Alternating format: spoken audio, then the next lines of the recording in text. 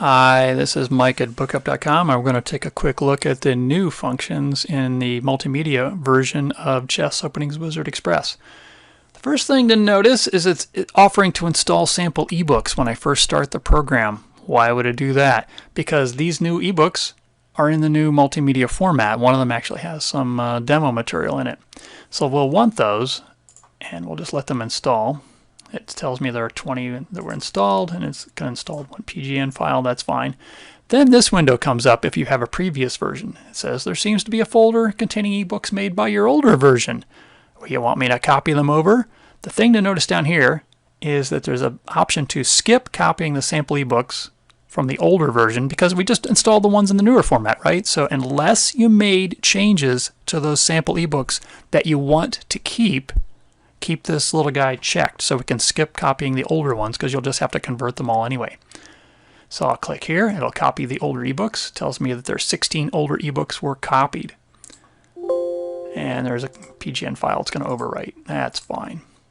So now we're at the welcome screen, and we are watching the video explaining the new functions right now. If you're new to the program, you'd be watching the video that says you're new to the app. And if I don't want to show this message again, I'll click that little checkbox. Let's move this guy in here so you can see what's going on. Also, if it detects that you're playing an ICC, it'll ask to run the ICC wizard so it can hook to that. But we'll do that later, or maybe just turn it off so it never shows this message again later. All right, the demo ebook it opens, that I already have opened anyway, is the Multimedia Playback demo. So to open that, of course, you'd go open ebook, and you're looking for the one called Multimedia Playback, which is the very first one there.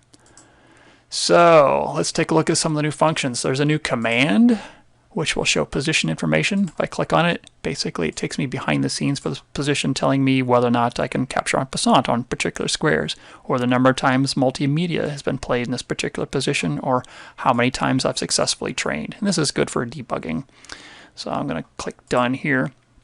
Now, in the multimedia version, I can do static, maybe not multimedia, but static marks on the chessboard, which are saved instantly. All I need to do is right-click. So say I want to draw an arrow showing D4. I right-click on D2 and drag it to D4. It makes a green arrow. If I hold down the Shift key, I get a red arrow. If I hold down the Control key, I get a yellow arrow. If I hold down the Alt key, I get a purple arrow or blue arrow, whatever that is. Now I can also mark squares by right-clicking. So let's, for instance, go back, edit, and say remove diagram marks. That's how we do that because they're saved instantly. And if I just mark squares like that, I can just right-click that. But if I also want to mark squares with an X, I hold down, I think, the Shift key, and I get O's. Maybe it's the Control key. There we go. Control key gets me X's. So that's how you do it. Control key will give you X's, and the other keys will give you different colored markings of the squares. So you won't find that anywhere in the menus. You just need to remember to right-click and drag on the diagram. Again, I'll go to the Edit menu and select Remove Diagram Marks. Now we have these new funny little icons up there, one that plays and one that deletes, and one allows us to select an audio track. That means there's audio here, which means somebody, maybe your favorite author or your chess coach, has annotated this position with multimedia. And I've got a demo recording here, and I'm going to try to point my speakers at my microphone now so you can hear what's going on. So I'll click here whenever I see this to play that. Hi, it's Mike from bookup.com, and I just want to show you what multimedia playback looks like. If you have the professional version, you can record multimedia. So the first thing you'll notice is my cursor is moving around, and it's larger than it is normally, and in a red color. Okay, so that's playback of multimedia. Multimedia can include diagram markings and use of the position as a demo board, and drawing, obviously, arrows and whatnot. So if you want to delete it, you just click on here on the delete button right next to the play, and that will allow you to delete the audio just for this particular selected audio track or multimedia track, or for delete no matter what track, all tracks for this position. And also it has an option here to don't show this again. If you just want to be able to delete immediately without having to bring this dialog box, you click it here and click OK, and that will delete the audio. When that happens, it'll say, well, you won't see this message in the future, but you can re-enable it. And I'll show you how to do that in a second. So now they're gone. Those little controls for audio in this particular position. There's one after D4, so there's another set you can see again.